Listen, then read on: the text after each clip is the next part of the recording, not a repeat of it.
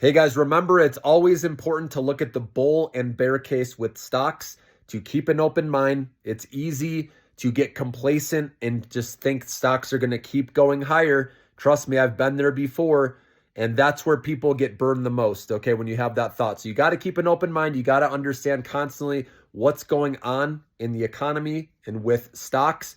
And for example, we know Trump is most likely going to lay off a bunch of people in the government. There's a lot of people fearful of losing their jobs, okay? And there's obviously immigration, right, with ICE, what's going on there. So people are losing their jobs there as well, which could increase inflation and obviously egg prices. So even though, this inflation growth hasn't been as high as back in the day, it's still going up and we feel it at the grocery store, okay? So it's not like everything's peaches and cream, okay? And it's possible like later we do see inflation accelerate, okay? But the bigger issue is consumer spending, and that is tied to inflation. Obviously, consumers will eventually pull back on spending or take money out of stocks if things keep getting worse, right, with inflation and worries about losing their jobs, even though the market so far is holding up. Okay, that can change. So like I said, you got to just adapt and keep an open mind of where things could potentially go, especially after we've had a really good rally for the last 2 years. Remember, bull market run, all right?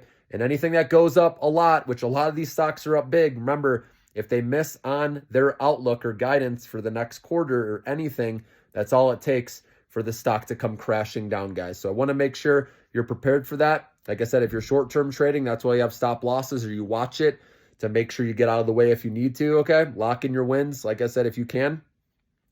Sell and ask questions later is what I do in my short-term trading account. And then the long-term investment account, though, it's 5+ years. You got to be able to handle the dips, obviously, and go through a lot worse than, 10, 20% crashes over time if you're going to make it to the promised land, of seeing those exponential, life-changing returns in the market, okay?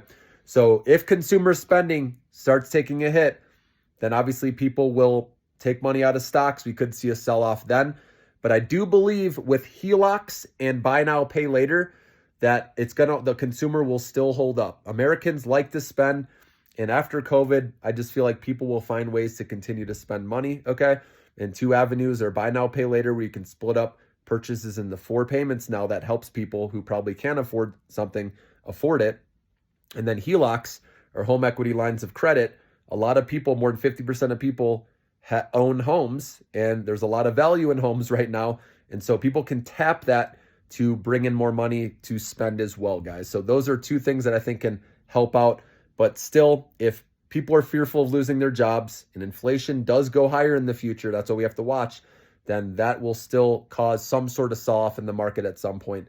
But again, even that, maybe it's a 10, 20% correction. You never know. We have to be ready to handle much more than that, guys, if we're long-term investing, like I said, and really going to see the big money down the road.